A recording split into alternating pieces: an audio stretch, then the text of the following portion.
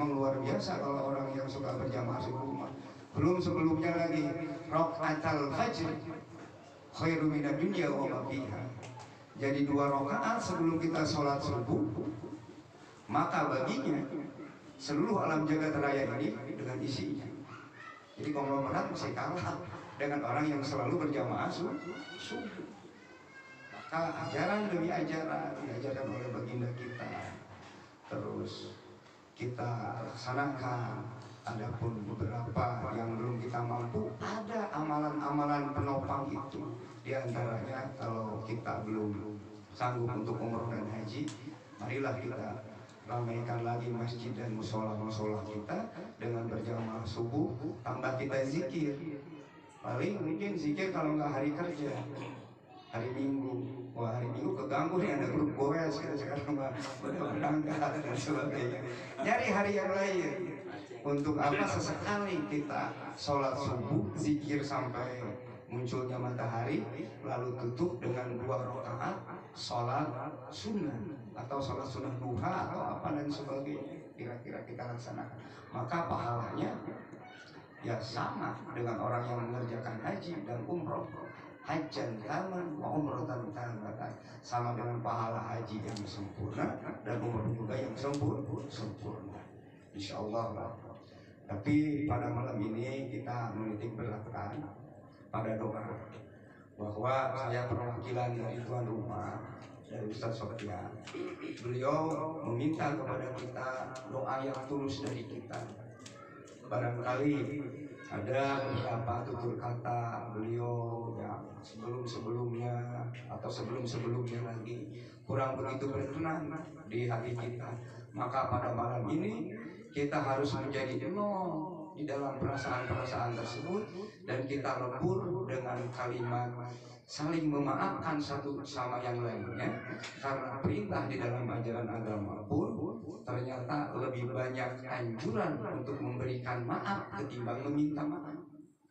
Mengapa? Karena memberi maaf lebih susah, karena berkaitan dengan hati atau qalbu.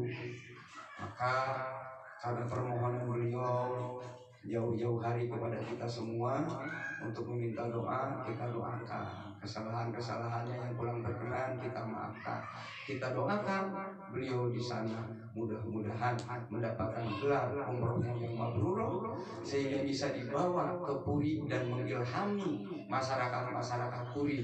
Kita yakinlah kalau beliau diantaranya kan antara asatid yang lain, Ustadz Tri, Ustadz Sofyan, Ustadz Heru, itu kan termasuk ahli-ahli Quran. Mudah-mudahan kita semuanya juga yang hadir di sini termasuk orang-orang yang ahli Quran. Amin ya Allah ya Rabbal alamin. Nah, lalu berikanlah doa yang tulus.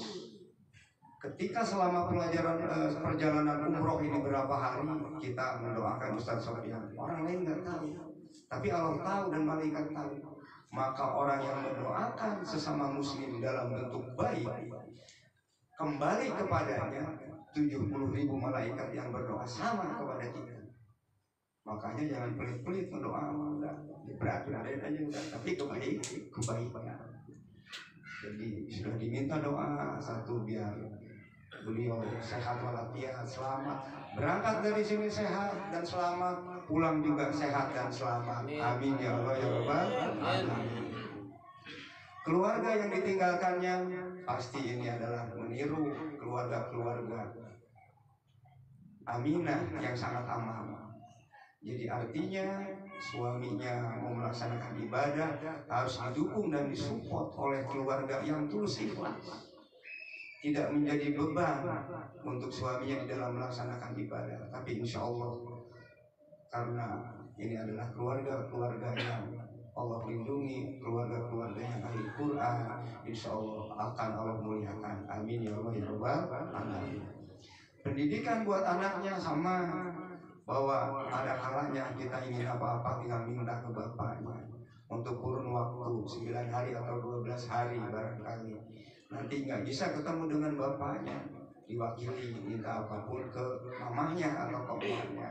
Biarkanlah ayahnya untuk ibadah di sana di tanah suci, dengan kekhusyuan, sehingga mudah-mudahan dengan banyaknya warga kita yang umroh dan haji seolah-olah pancaran Mekah, pancaran Madinah ada di perumahan Bumi Angkasa. Amin.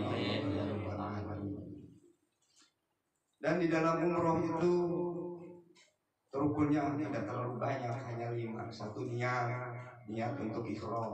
Yang kedua adalah tawaf, kemudian sa'i, kemudian tahallul, terakhir adalah tartib.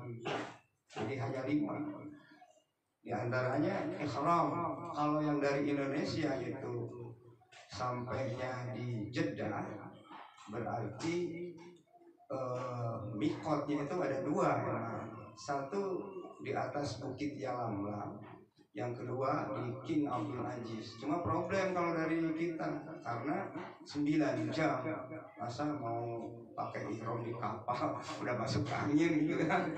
Maka pendapat Yusuf Al-Qaradawi, ulama Mesir, untuk jemaah yang transit di Jeddah bisa di King Abdul Aziz di situ untuk ikhram, untuk mulai niat dan sebagainya.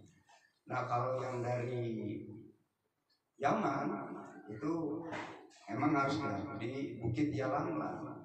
Kalau yang dari Mesir beda lagi, dia naik kapal dulu, terus di namanya itu Zuhfah. Kalau sekarang itu apa, Rabi disebutnya mungkin sekarang itu.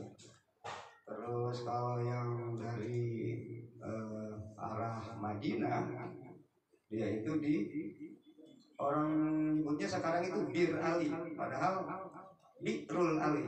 Harusnya itu karena susah nyebutnya kali jadi Bir Ali. Repot itu kalau orang nggak paham, di sini ada bir juga gitu kan. Padahal Birul Ali. Sumur Birul Ali gitu kan. Harusnya di situ ya. Jadi adalah itu masih udah ini, dan untuk teknis dan sebagainya di kita udah lengkap dan sebagainya, tinggal ikutin aja gitu. Nah, jadi rangkaian umroh, kan umroh itu sama dengan haji, artinya mengunjungi tempat yang suci atau Mekah dan Madinah dan sebagainya. Tapi dalam pengertian istilahnya adalah mengerjakan rangkaian ibadah kepada Allah Subhanahu wa Ta'ala yang harus tidak boleh lepas dari rukun. Beda adalah rukun haji dengan wajib haji. Kalau wajib haji ketinggalan bisa diganti dengan dam. Dam itu menumpahkan darah, bukan membunuh. Berarti kita menyembelih hewan kurban gitu di sana. Tapi kalau rukun haji ketinggalan, nggak bisa hajinya atau umrohnya. Dan rukunnya tadi cuma 5 kan. Jadi niat ihram tadi, kemudian apalagi tawaf, apalagi sa'i, kemudian tahallul terakhir tertib. Jadi tidak ada hukum. Nah, umroh ini salah satu persiapan untuk haji, dan banyak waktu di situ untuk keliling dan lain sebagainya. Jadi nantinya kalau yang mau haji diawali dengan umroh dulu, insya Allah lebih maksimal. Maka silahkan bapak-bapak juga yang ada uang umroh aja udah banyak ya.